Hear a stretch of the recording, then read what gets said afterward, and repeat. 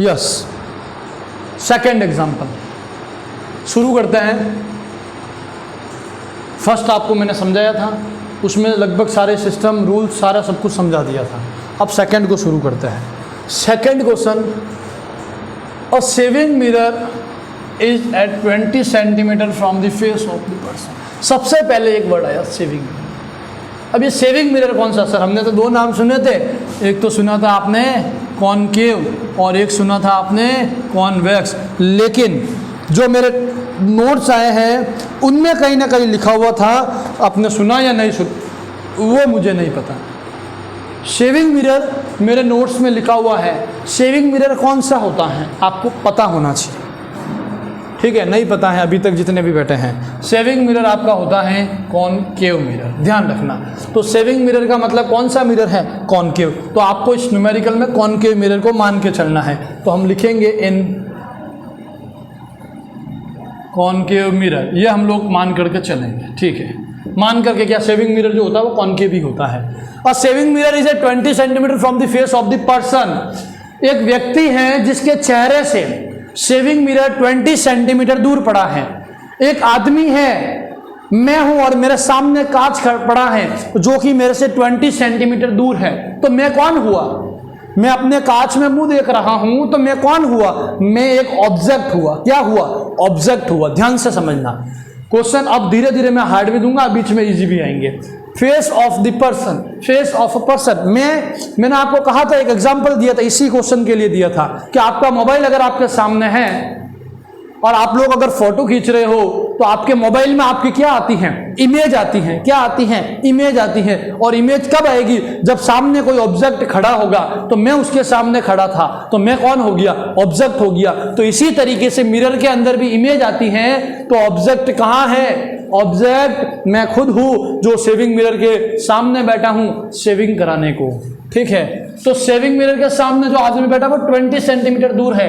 मतलब जो आपका ऑब्जेक्ट है डिस्टेंस यू, वो कितना है? 20 सेंटीमीटर। ओके, चलो फिर if focal length of a shaving mirror is 80 centimetre.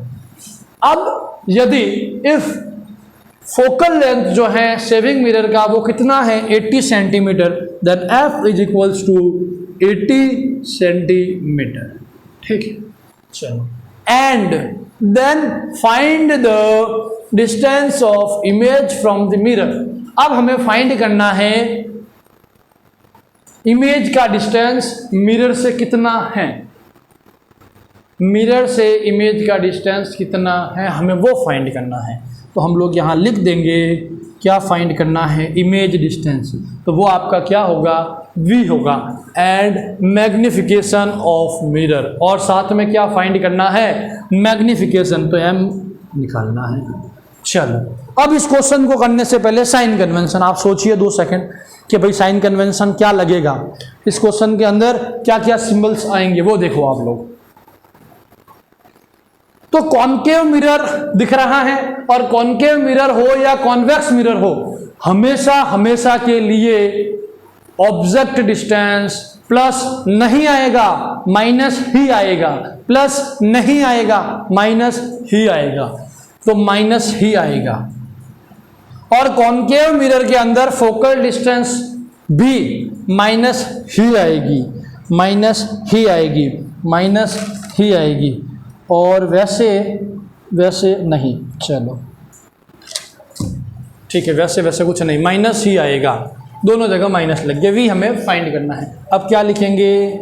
By the mirror formula, by the mirror formula. देखना आप लोग क्या लगाता है मिरर फॉर्मूला, क्या कहता है? क्या है mirror formula? 1/f is equals to 1/u, sorry v,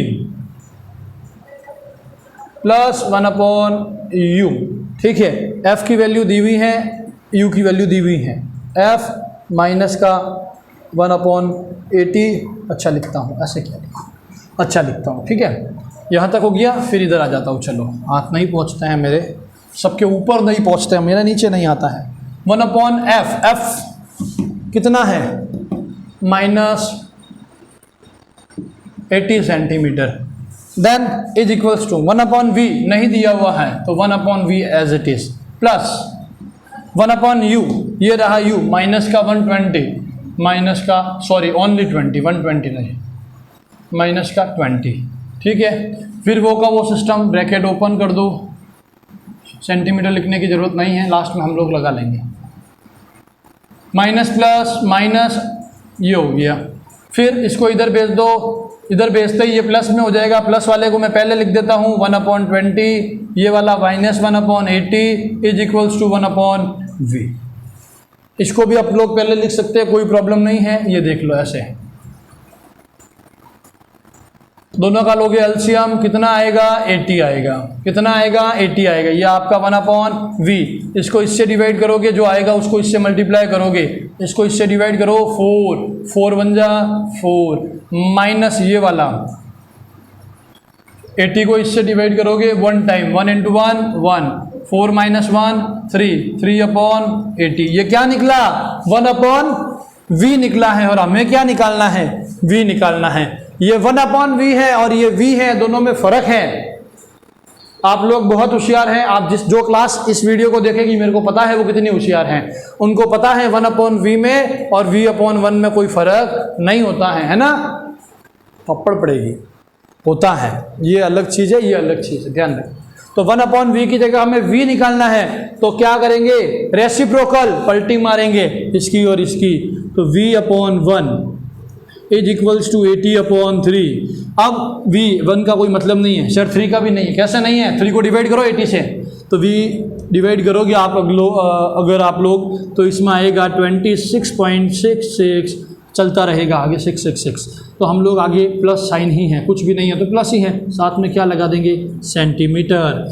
तो ये आपका क्या हो गया v आ गया, ये आपका क्या आ गया v आ गया। अब हमें क्या निकालना है m निकालना है। चलो अब निकालते हैं हम लोग m। मेरे हिसाब से वहाँ नहीं दिखेगा, एक बार मैं चेक कर लेता हूँ दिखेगा या नहीं दिखेगा। दिख जाएगा थोड़ा सा, इस जगह पर नहीं दिखेगा, चलो कोई बात नहीं, कोशिश करते हैं जहाँ दिखे वही लिखे, जहाँ दिखे वही लिखे। यहाँ लिखता हूँ मैग्निफिकेशन। नाउ क्या लिखेंगे, नाउ मैग्निफिकेशन, मैग्निफिकेशन क्या formula, m is equals to -v/u, क्योंकि v और u दिए हुए हैं, h और h डैश नहीं दिए हुए हैं। m -v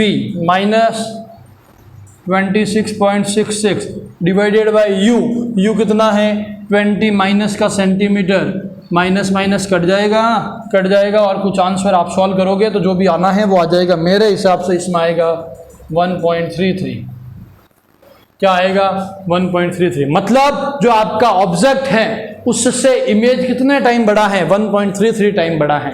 अब इसका नेचर भी आपको पता होना चाहिए, तो आपको पता होना चाहिए कि इसका नेचर क्या है। तो नेचर निकालने का क्वेश्चन अगर पूछे तो आपको होना चाहिए, तो उसके लिए एक अलग सा वीडियो बनाऊंगा, सिर्फ नेचर ही बताऊंगा ताकि आपका ज़्यादा मिक्स ना हो, इजी टू इजी चलेगा। इस क्वेश्चन को देख लो, कोई प्रॉब्लम है तो 10 बार देखो 50 बार देखो, समझ में ज़रूर आएगा, क्योंकि इससे इजी समझाने का तरीका नहीं है। ठीक है, थैंक यू।